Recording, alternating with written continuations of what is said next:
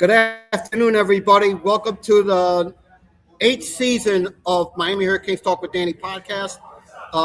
We have two sponsors this year. McDivot is one here in Tampa, 10706 Countryway Boulevard in Tampa.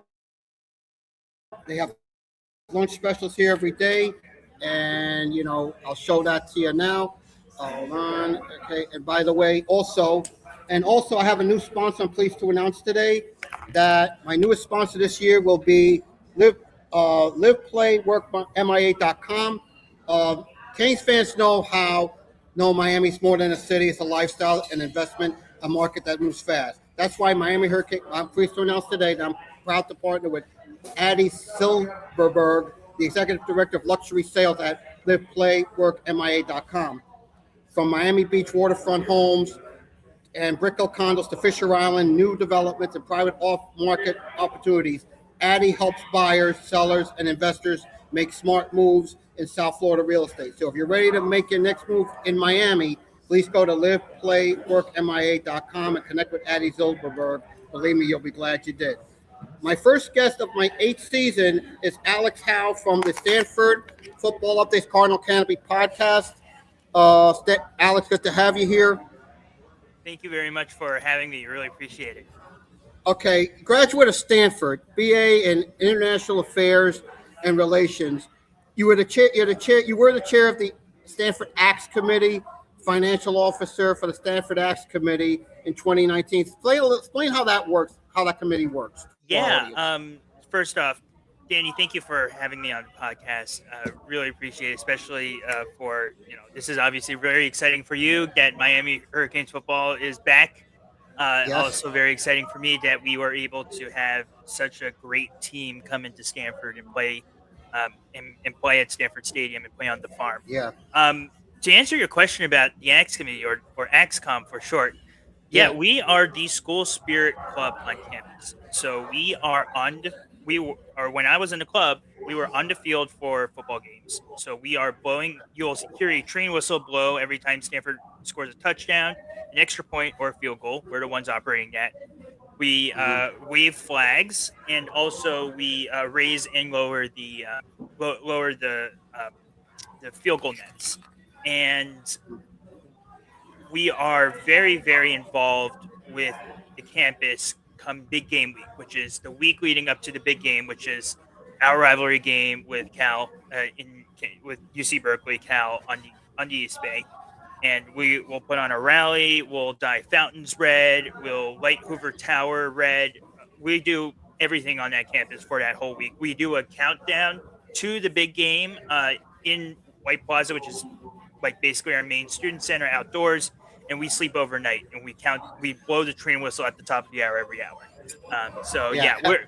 We're crazy about Stanford sports. And so it was an honor to be a part of that club. Club's still going strong today. It's one of the oldest clubs at Stanford. Really appreciate it. And you've probably seen me on one or two stare downs during big game. Wow. Yeah. Probably have. You're a native of Millburn, New Jersey, my old area. I lived for 9 years in Hamilton, Dunellen. You were an investment analyst. Tell our audience about that. So I'm an investment analyst. I work at a firm that does stocks and real estate. Also, my boss owns a transportation technology company, and I assist in the day-to-day operations for that. So wear many different hats. It is a great experience for someone at my age, 27 years old. And I am I'm very blessed to be able to have that experience of learning all the different parts of a business, understanding investing, obviously. And then, I have the chance to manage software developers, which is at such a young age, it's a great experience. Yeah, another thing I read here is you worked for former New Jersey Congressman Leonard Lance from 2016 to 2018 as a field director and special assistant to the campaign manager, and then later as an intern in D.C. What was that experience like? Oh, wow. That's a deep cut. I have not been asked this in a long time. Wow. I loved working for Congressman Lance, it was, before I got into investments, I worked in politics and government, and uh, it was I always wanted to work in government. I'd always wanted to work in government and politics because I wanted to be of service to the country and to try to impact change that way. Go ahead. Go ahead. Working I lost working you at there. Did I oh lose you sorry, there? nope, you're I Go still ahead. Go hear ahead. you. No, and so Go ahead, working Alex. for no problem. Working for Congressman Lance was a great experience. I am very Yeah, thankful for Alex. his. Alex, Can you can hear you me? hear me? Yeah, I can hear you. I think your I think Yeah, I your think we're I having think your difficulty, internet is cutting folks. in I'm and out. sorry Nope, about I that. can hear you. I can see you now. So so, Go so ahead. Go yeah, ahead. yeah. So Congressman Lance was a great mentor to me, and very appreciative of having me work in his DC office my freshman year at Stanford. So yeah, I love lots of love to everyone who worked there, and I still stay in touch with people who worked there as well. Yeah, another thing is you were in Hong Kong too, 2019 as an intern, and as both Phoenix Properties and what was the experience like living in Hong Kong? It was fantastic. I loved Hong Kong. I worked there. I worked there in an internship during the democracy protests. It was a very interesting time to be there. I think everyone, Hmm. all my friends and my family were very worried about me, but I absolutely loved it as someone who studied international relations in school. And so, Yeah. look, I it was a really unique opportunity for me to learn about many different, learn about the intricacies that go on in, um, you know, government dissent, and so for lack of a better term, and understanding the true reasons why protests happen, and why dissatisfaction with with governments happen. So that was great. On top of that, I got my very first investing experience out there, and absolutely fell in love with investing as a whole, and you know um, uh, finding great businesses to invest in. And so yeah, amazing experience, great food. I'd say the weather in the summer is brutal. It's quite humid out there. It's kind of like Miami weather Yes. Yeah. in Yeah. Yeah. in the Yes. summer. But yeah, I loved it. I loved it. Would definitely consider living out there again. Yeah, I've got Toronto, and you live in Toronto now. Chief of staff, investment analyst. What's life in Toronto like? For the we talked a little bit off air before we started, but tell our audience what it's like living in Toronto. Absolutely. Toronto is the fastest growing North American city. And so it's a great town for young kids right out of college to go and live. I I've absolutely loved it. I love the summers. I don't like the winters as much as the summers. It's quite cold. I think it got down to -7 degrees with 20 wind chill this year. And so Hmm.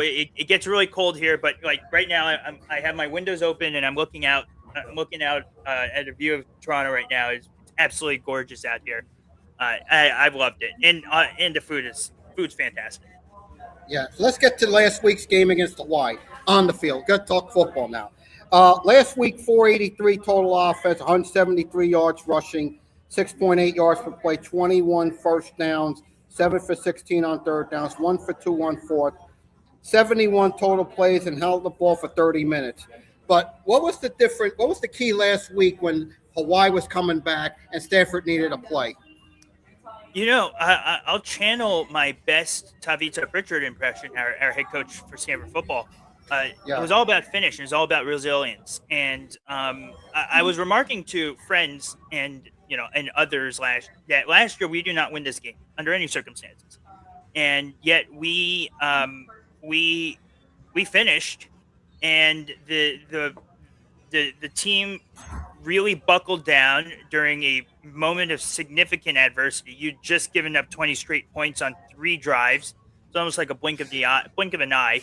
And we needed the quarterback to step up and lead us down the field for a potential game winning drive.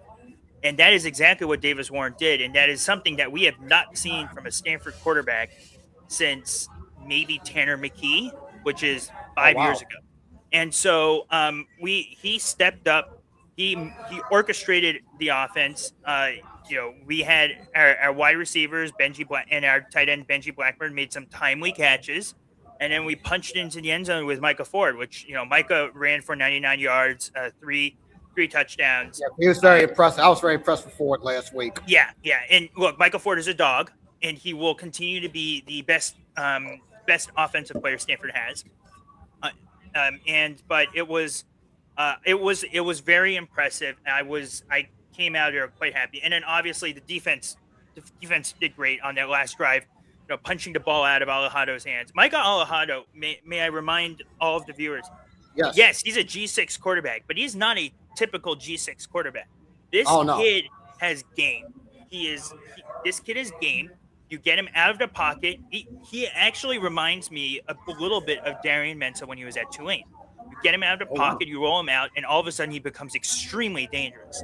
And so being able to contain Micah on that last drive, punch out the ball for the scoop and score was fantastic. Sealed the game.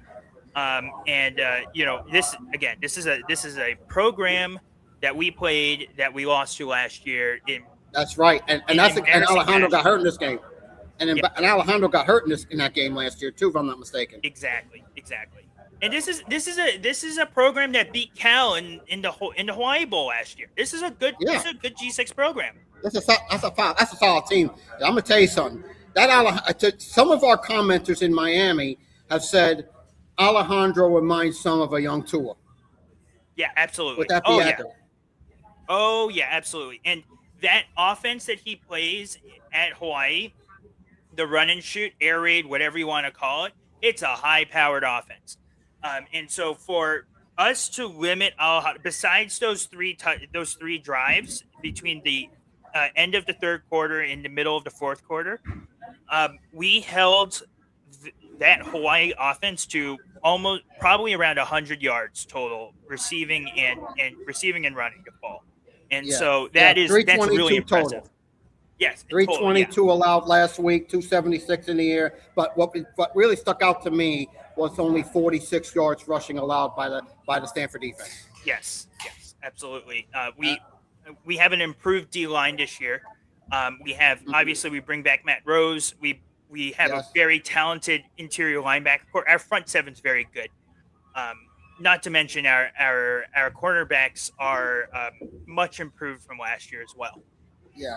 Another thing, two players stuck out to me. Rose, obviously. Gabe Kaminsky stuck out to me too. Had a sack and a half, tackle for loss, tackle and half for loss. But Sam Mattingly was a guy that stepped to me. Doesn't get talked about, but he stepped up. He only had half a sack, half a tack, but he was everywhere from what I could see. Yeah, absolutely. Sam, I have faith in every single one of our interior linebackers, whether that's Matt Rose, Josiah Galvan, Zach Johnson, Sam Mattingly. All four of them are definitely P4 level interior linebackers, and plug and play. This is a plug and play. And so, this week at Sam, I wouldn't be surprised if there's another interior linebacker stepped up upcoming week against Miami. But that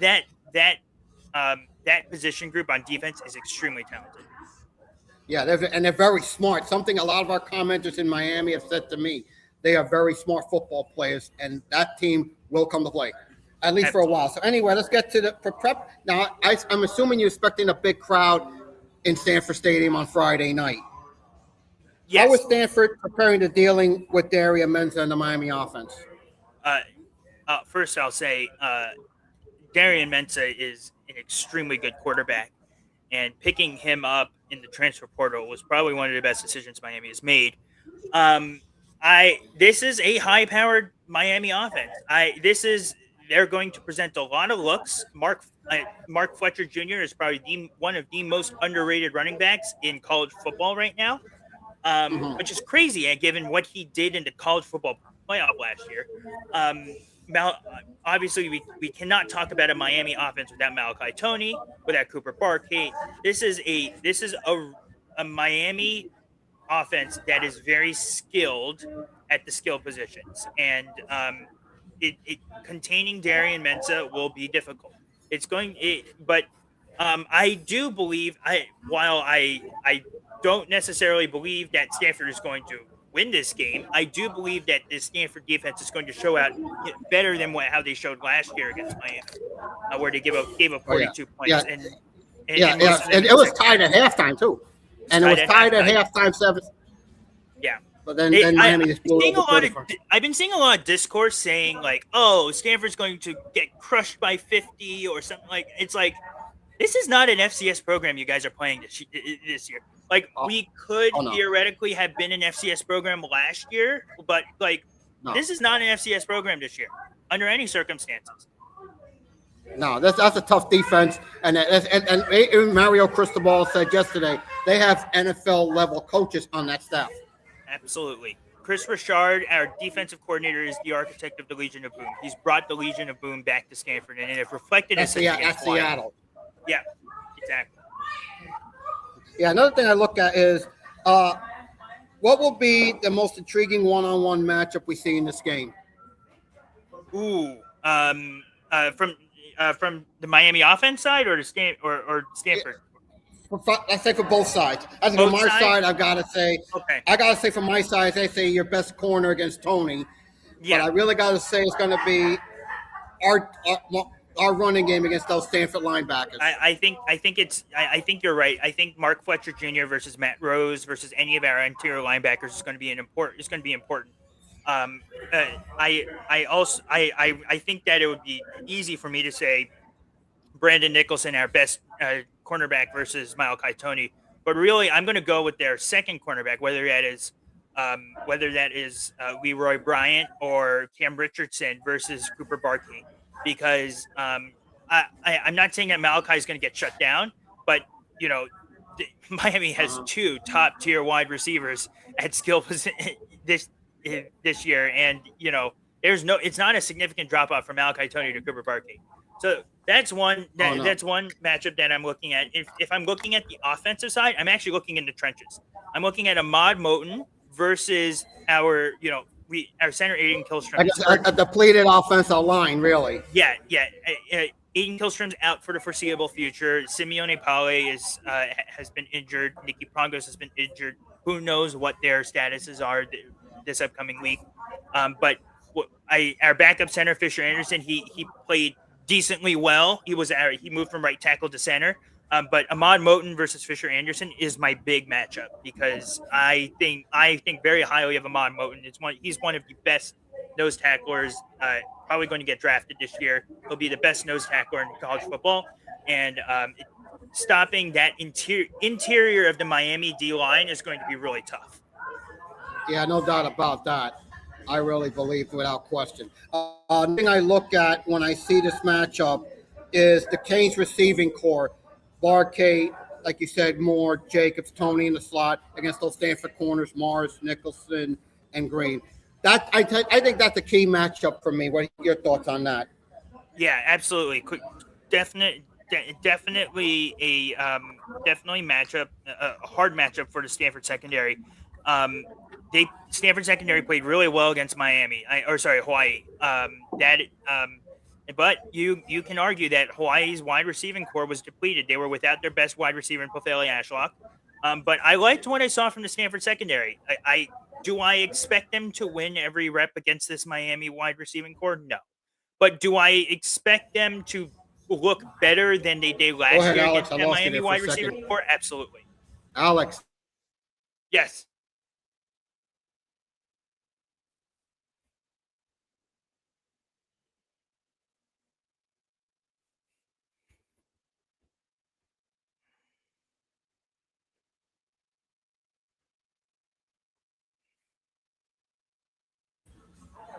Alex, I lost you. Can you hear me now?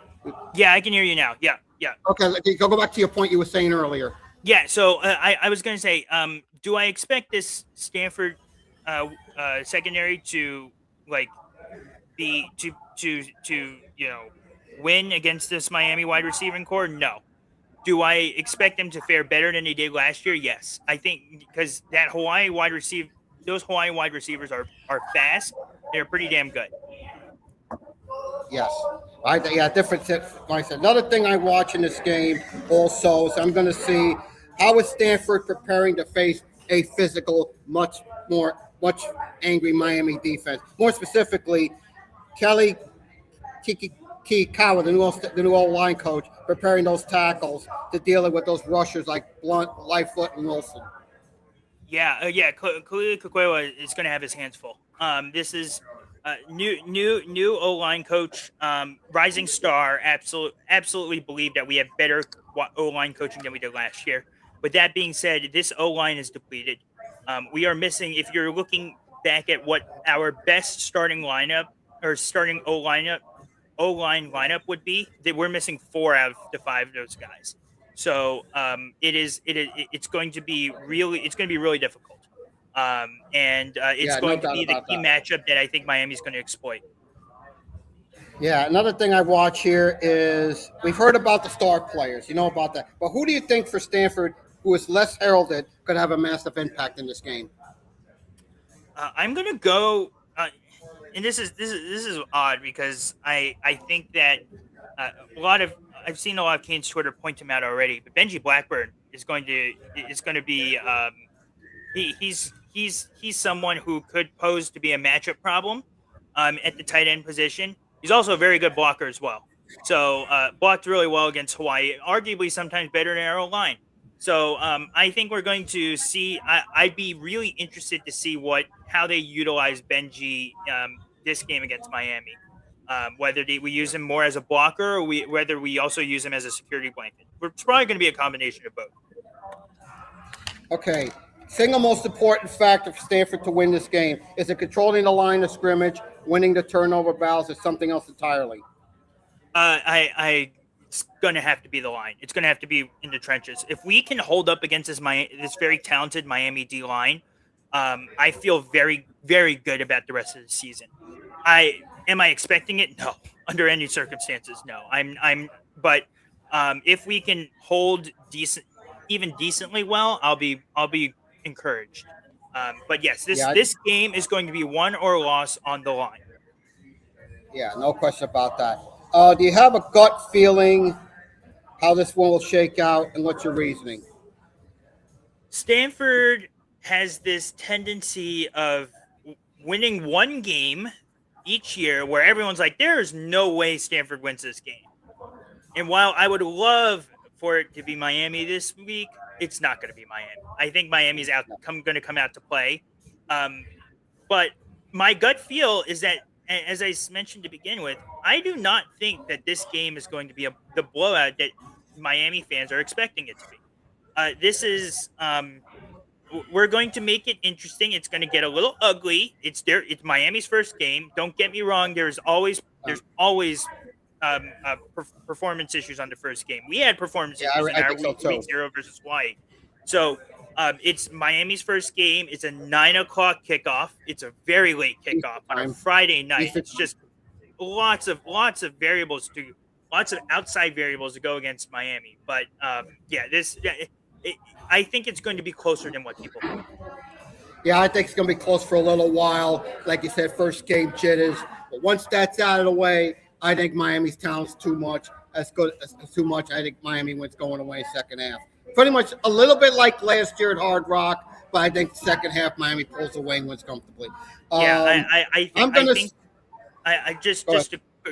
completely agree with that point. I think that it'll last a little longer than the half, where it'll be close. But yes, Miami's definitely going to pull away, in my opinion. Yeah, I'm going to say I think it could be a 50 burger. I don't think it'll be a 50 burger. The more I think about it, the more I'm listening to it. I'm thinking along the lines of Canes 45, Stanford 17. That sound about right? I think that the spread is a little disrespectful to Stanford, in my opinion. It's more disrespectful to Stanford than complimentary to Miami. I think 24.5 is a little. I'll be optimistic and say if this game is 34-17 or 38-16, I'd be really happy. that's what my final score prediction will be. Look, Okay. you guys scored 42 points against us last year, In the and second half, we have 35 unanswered in the second yeah, half. 35 unanswered in the second half. Like, if that's the baseline, I don't really expect you guys to drop a 50 burger on us. No, and I've been guilty of saying I think a 50 burger is possible. I honestly don't see it. Oh, not in game one. Not in game one. Maybe later in the not year. in That's game different one. story. Later in the year, if it were later in the year, yeah. But yeah, listen, Alex, before we go, by the way, hold on. Before we go here, what's the best way for your listeners to connect with you and follow your work? And Sure, any final absolutely. thoughts you'd like to leave? Any final thoughts you want to leave our audience with? Yeah, thanks for having me on, Danny. Mad respect to the Miami fan base. You guys are awesome, and you guys are fun. Like every fan base, you should be a little delusional after being a runner-up to a college football playoff. Totally understandable. You can my DMs are always open. You can find me at Stan Fball Update on Twitter. You can find me at Stanford Football Updates on Instagram, or you can follow my podcast. I am the host of the Cardinal Canopy Podcast. And so you can find me on Spotify, Apple Podcasts, YouTube, as well as the Stanford Roundtable. I'm a credentialed media reporter for the Stanford Roundtable. You can find me at Cardinal Canopy on Twitter or the Cardinal Canopy Podcast on Instagram. All right. Hey, Alex, great work. Thank you for coming on. Greatly appreciated. Hope to have good luck to you guys Friday night. Be safe. We'll talk again down the road. Thank you very much, and go Stanford. Okay. Let me see if I can end the stream right there. End the stream. All right.